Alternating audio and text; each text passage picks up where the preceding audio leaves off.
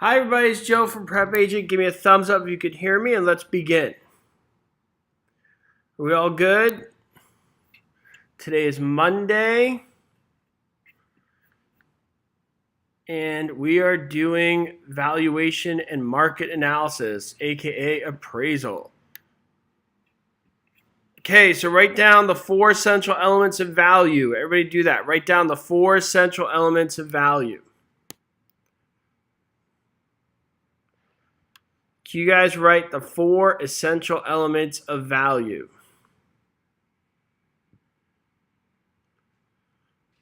What do you guys think? The 4 essential elements of value.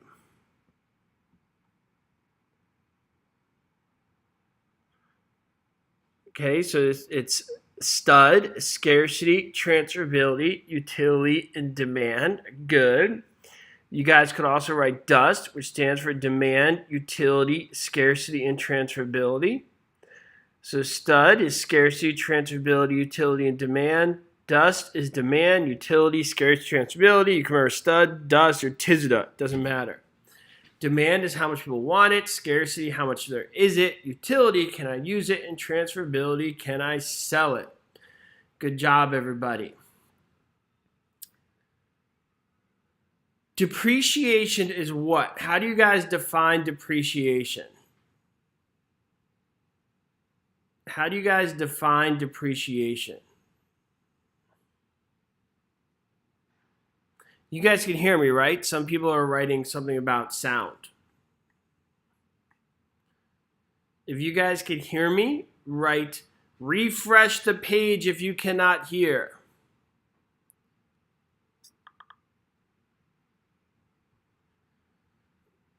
All right, so those people could see that they need to refresh their page. Say, we could hear you. Okay, so depreciation is the loss in value from any cause. Okay, loss of value from any cause. Good. There's 3 categories of depreciation that come up. What are they? What are the 3 categories of depreciation? Who knows what they are? There are 3 categories of depreciation. What do you guys think?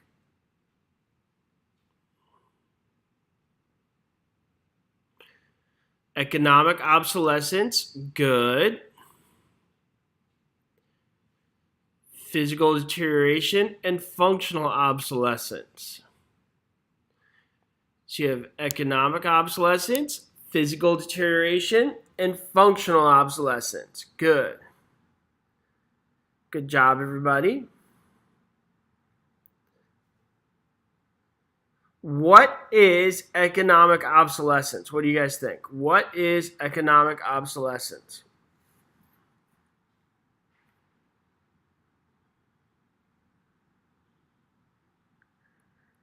What do you guys think is economic obsolescence?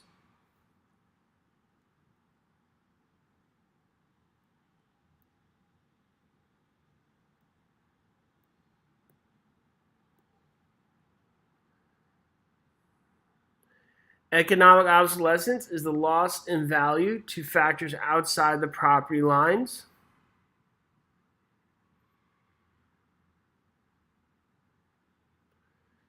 Good. Loss in value to factors outside the property lines.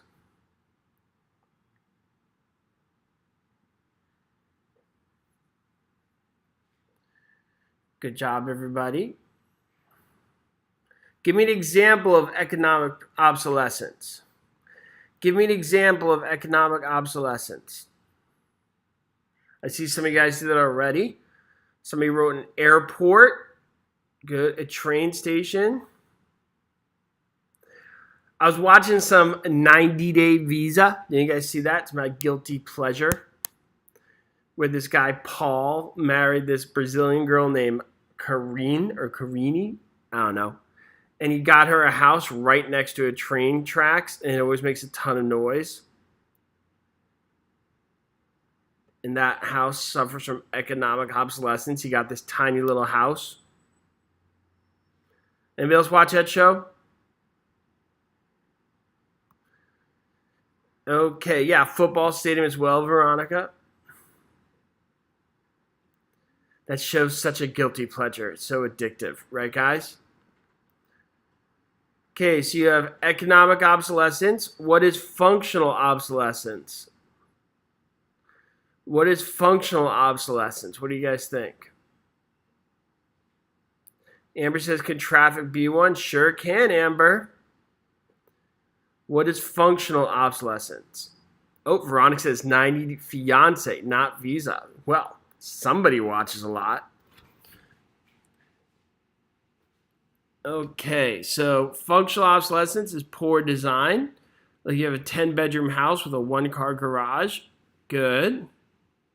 I posted a picture on Instagram in a story of like a bathtub on top of a staircase. That was a good example of economic obsolescence. Or a toilet that was like in the shower. That's economic obsolescence. Excuse me, functional obsolescence, excuse me. Some of you guys are like, sounds amazing. I should have thought of that idea. Toilet in the shower. If you guys see the Instagram, I posted that. Okay, and physical deterioration. An example of physical deterioration, that should be the easiest one. Veronica says, sounds very European. I think you're thinking of a bidet, Veronica. It's very European.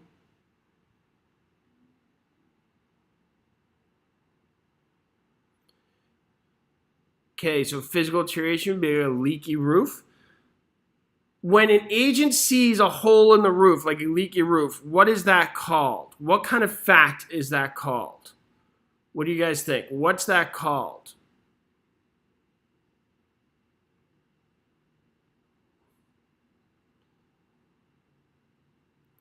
That would be called a material fact.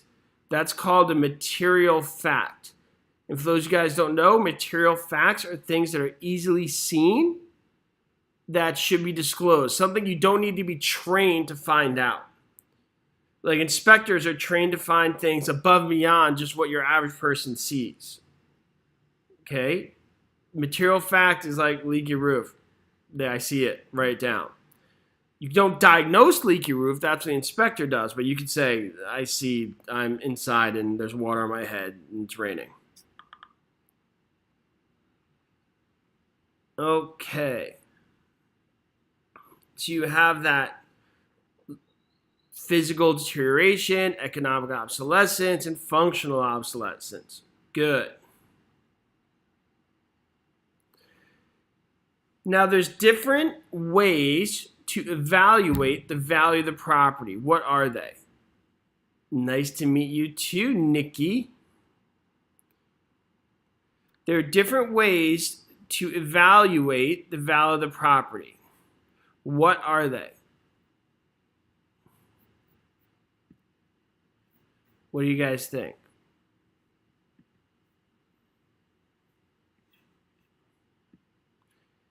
So you have the cost approach. You have the market data approach. And you have the capitalization income approach. When would you use the market data approach? What do you guys think? When would you use the market data approach?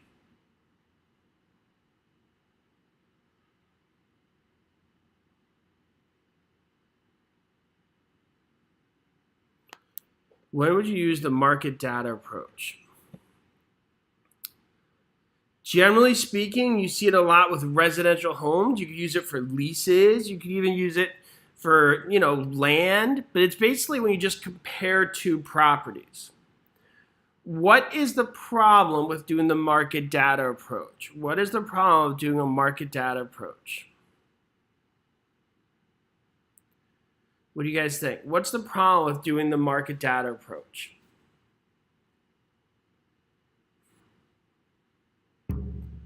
What do you guys think? Well, one, no two properties are exactly alike. So there's always that kind of judgment factor. And two, if you have rapid economic change, because this approach basically takes into account properties within the last 6 months, but something drastic could have happened in the last 6 months, which could kind of throw things off kilter. All right, so that's why it's not always perfectly accurate. None of these are going to be perfectly accurate, just so we all know. I mean, at the end of the day, it's whatever you could get somebody to pay for the property. They're just kind of evaluations. When would you use the capitalization income approach? When would you use the capitalization income approach?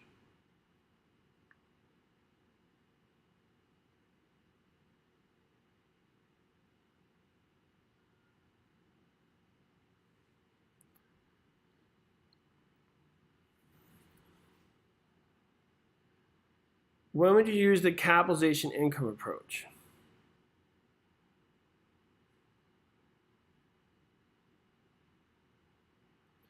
You use it for basically buildings bringing income. Just write this. It converts income into value.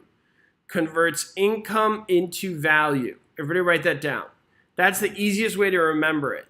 You guys are giving some great examples, but let's just make it super simple and write down it converts income into value. The capitalization income approach converts income into value.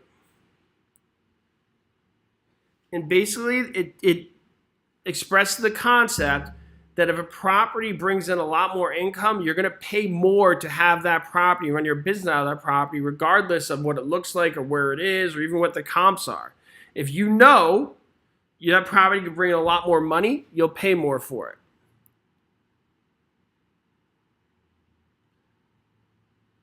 Claire says, why do realtors use a market approach to hire an appraiser anyway? Because they're looking at the value for two different reasons. A real estate agent looks at the value based upon the price they think they could get on the open market. An appraiser is supposed to be a neutral source that is done large part when you get financing, but you could do it independently for other reasons as well. Like if there's a divorce or something, they got to evaluate the property. So the reason why an agent's appraisal is not always exactly like an appraiser's, well, first of all, the appraiser is the official one. An agent does it more to see how much they could get for that property.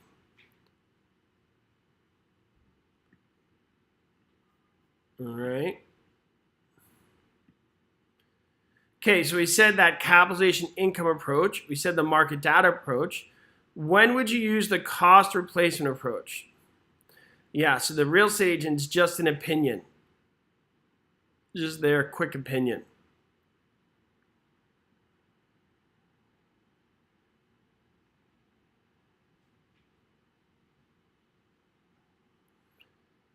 You would use it when there's no comparables and there's no income. Some of you guys are giving some good examples of a library, a school, police station, things of that nature.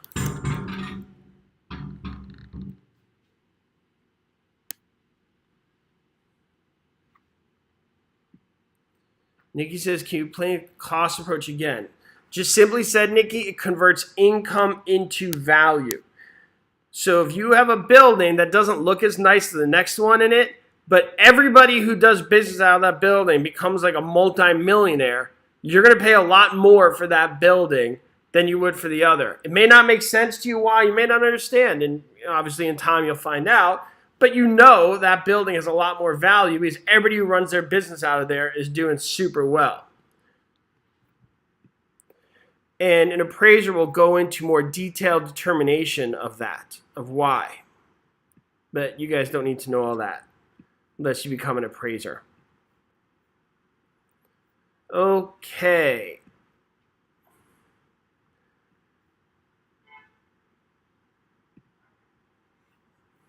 Let's look at the question on the board. First question on the board of the day. Which of the following is not a method for providing for depreciation? A, sum of the year digits. B, obsolescence. C, sinking fund. Or D, straight line. What do you guys think?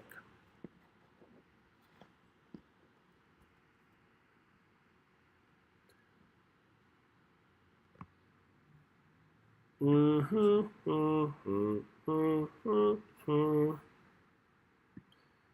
the answer is obsolescence.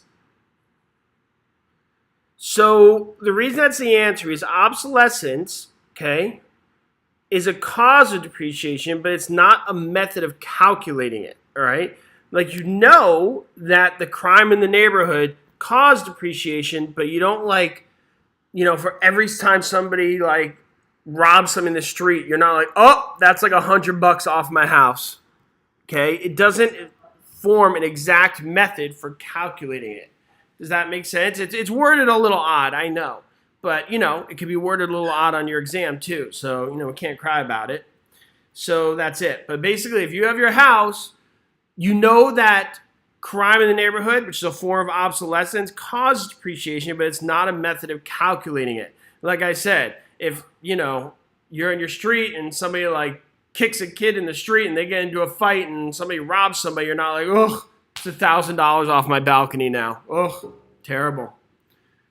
Okay. Those other ones are methods of calculating. Brandon says, I only know B. I love that, Brandon. Circle the stuff you recognize. Guys, write this down. I love that Brandon brought that up. Okay, everybody write this down. Do not circle things you don't recognize. If you've never seen it, don't circle it. Everybody got that? When you take your exam, if you've never seen it, don't circle it. If you've never seen it, don't circle it. Please write that in the chat. Everybody write that. If you've never seen it, don't circle it. Okay, everybody got that? You guys, how many of you guys see things you don't recognize? You're like, well, that looks really fancy and important. And I think I heard somebody say that once on TV. So I don't know. It looks like a good answer. And I don't have confidence in my studying. So I'm going to circle it. All right. How many of you guys are guilty of that? Don't do that. It's not a perfect way to go about things, but it's pretty good. All right. Especially if you've been studying hard, because the correct information is what you're going to be familiar with. Everybody got that? The correct information is what you'll be familiar with. And I'll say that again. The correct information will be familiar to you, right? Because you studied. Because you studied your vocabulary, right? This is why I do not want people doing questions until they have vocabulary memorized, all right? Like, I see some of you guys asking about sinking fund. Why are you asking about it if it's the wrong information? All right? Just don't think about it. This is why you do not do questions until you have vocabulary memorized. I cannot say it enough. Everybody got that? Because these wrong ones are there to throw you off. They're there to, sometimes they're just nonsense answers. They don't even make sense, okay? They're just there to throw you off or kind of see if you know what you're talking about. So some of you guys are asking about the wrong answers, and that is exactly what I do not want to happen. And if you haven't memorized vocabulary and you're sitting here doing questions and you go through all the options, you're going to be like, well, I remember seeing this. I don't know why, but I saw it. I don't even want to talk about those wrong answers, but I'll give you an example. If I said to you, why is the sky blue? Or excuse me, what color is the sky? That's a better one. What color sky? And the options are blue, red, yellow, green. Blue, red, yellow, green. You're like, I know it's blue, but when you sit down for your exam, for your state exam, you'll be like, I know it's blue, but somewhere I saw green, I saw a yellow. And I've been in Arizona in the desert. You could totally have red and yellow in the sky. And you're going to start to question yourself because you've seen that as an option somewhere. Does everybody got that? But if all you see is the sky is blue, the sky is blue, the sky is blue, the sky is blue, all right, then when you take your exam, you're going to circle blue. All right, everybody got that? I cannot emphasize that enough. If you do questions before you have vocabulary memorized, you're asking for trouble because you'll be going over wrong information. And this past question was a perfect example of that. Okay, so everybody got that? It's so important. I can't emphasize it enough. You do not want to be sitting here contemplating wrong information. So please, please, please, I urge you, nail down the vocabulary before you do the questions. Okay, anyway, let's move on. Okay, a term depreciation refers to the A, capitalized value of lost rental income, B, loss of value of real estate from any cause. C, value real estate from the exception of its useful life. D, costs incurred to renovate or modernize a building.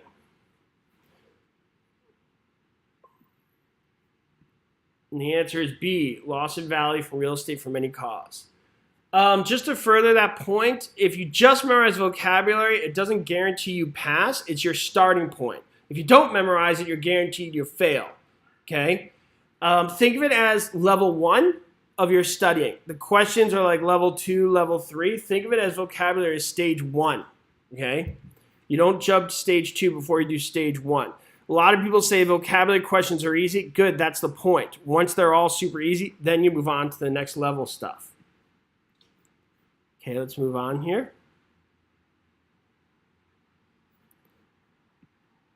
Susan just learned that the city would like to tear down 3 homes across the street and build a new multi-unit apartment building in their place.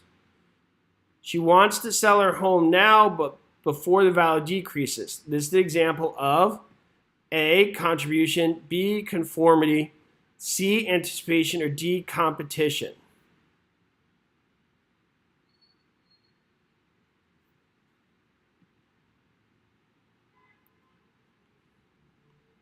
And the answer is C, anticipation. Okay, some of you guys asked me, what do you do after you nail the vocabulary? If you look at your control panel, I don't want to spend my whole webinar going over this. I want to go over the material. I actually did an outline you guys could click on. Okay.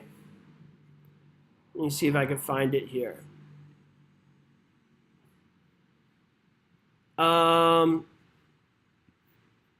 Let me see. Here. Does everybody see this green button on the bottom? Need advice how to study? Click our suggestions. So if you're not sure what to do next, everybody go right there. Everybody got that? Ooh, congratulations, Irene. Nice job.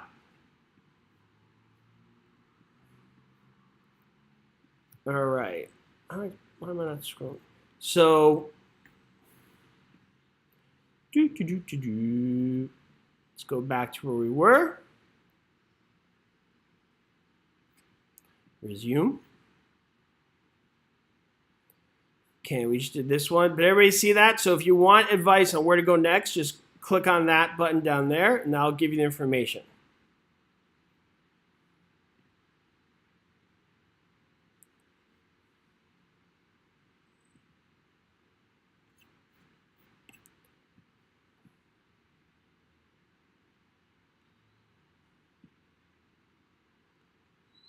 Rising mortgage rates are an example of A, functional obsolescence, B, incurable depreciation, C, external obsolescence, or D, curable depreciation.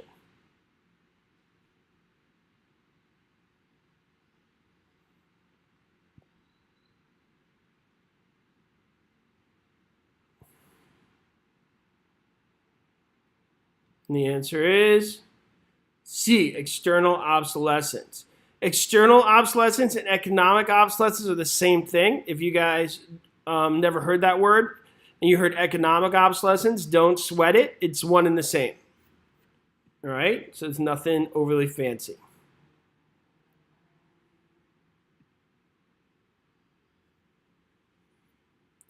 If the cost approach to value, the appraiser must use the A, sales price of similar buildings in the area, B, estimated current replacement cost of the building, C, owner's original cost of the building, or D, assessed value of the building.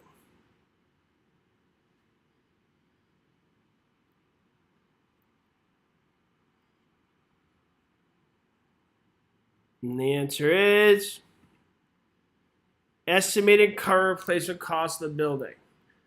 If you guys are not familiar with our program and you see this highlight, when words are highlighted, it just means if you click on it, a definition of the word will appear. So if you guys, how many of you guys didn't know that? Hopefully that helps. If you guys didn't know, those highlighted words just means they're clickable, and a definition will appear if you click on it. Okay, let's move right along.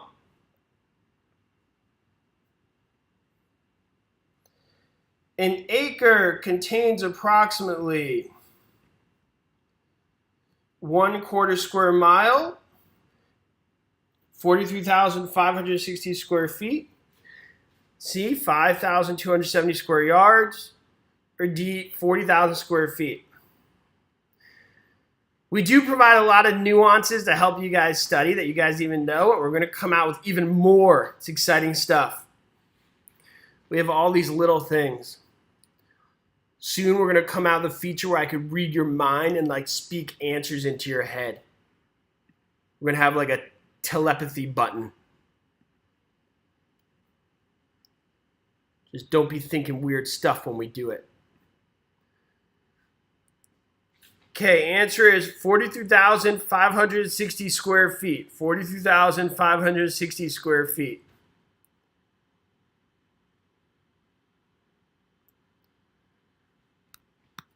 All right.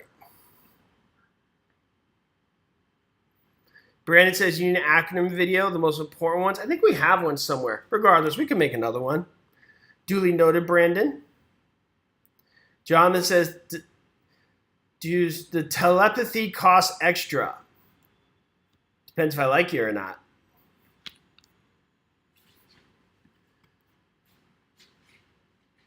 Okay.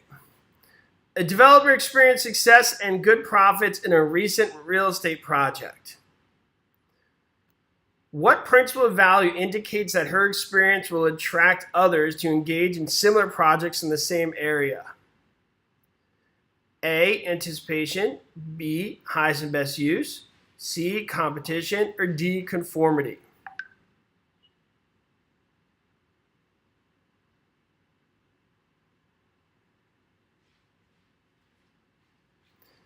And the answer is boom. C, competition. Good. Quick, what am I thinking right now? Let's see how good your guys' telepathy is. What am I thinking this second right now? Okay. In the meantime, let's move on to another question. I feel like we had a good thing going today. Did a little explanation earlier, and now we're doing these questions.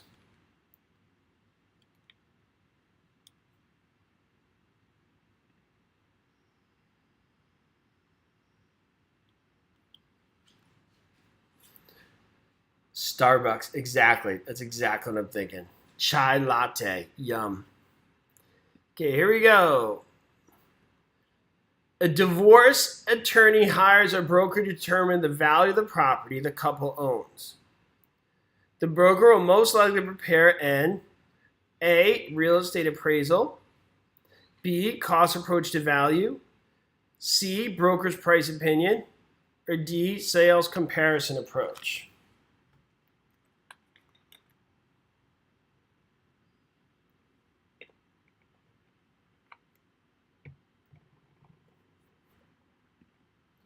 And the answer is broker's price opinion. We talked about that before. All right, good job, everybody.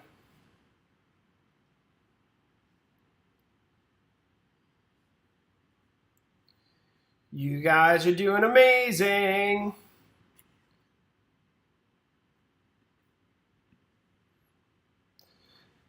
Just so you guys know the schedule, tomorrow morning I'm here. Tomorrow evening Stu is here. Wednesday morning Cynthia is going to be on the mic. She's going to be doing a new topic. Cynthia is going to go over all the federal fair housing rules on Wednesday. Great topic.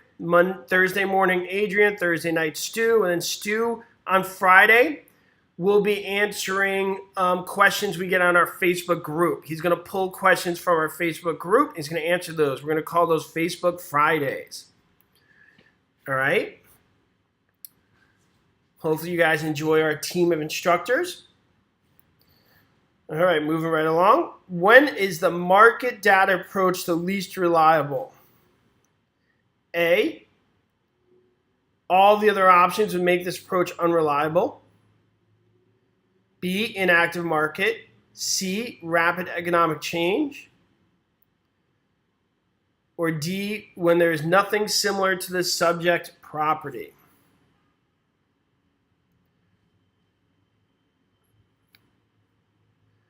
And the answer is A. All the options would make the approach unreliable. Okay, we got one more.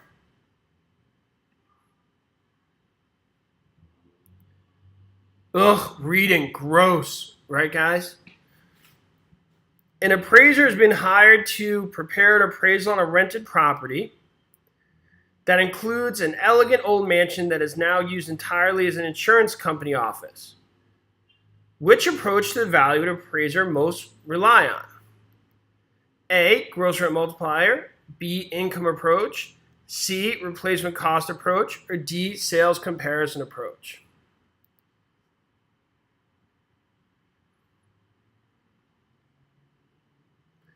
And the answer is B. Income approach. Good. How many of you guys get all motivated to study? You open your book and you see a question that's like a paragraph long with each answer like an additional paragraph, and you're just like, ugh, need to take a nap. You just got tired. I always say if you guys cannot sleep at night, open up your real estate book and you'll be out like in no time. This thing's the best cure for insomnia you ever had in your life.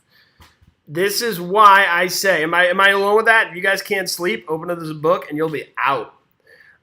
This is why I tell you guys, memorize your 5 questions first thing in the morning. In the morning. At night, lay out those, I said vocabulary, the 5 vocabulary words at night. Don't try and memorize them at night. It's not going to happen. You're just going to end up staring at them and you're going to forget why you're looking at it. Lay them out, organize them, so when you wake up first thing in the morning, that is when your mind's going to be most fresh and you could take that information in. Trying to do this at night, it's just going to be a glorified sleeping pill. All right, guys. Have a great Monday. All right, I'll see you tomorrow. Thanks, everybody. Somebody said, what 5 questions? I didn't mean 5 questions. I meant vocabulary. My bad. And they're vocabulary words that you pick, that you want to learn. They could be whatever words you want. Just it's a way to stay on track. Okay, bye, everybody.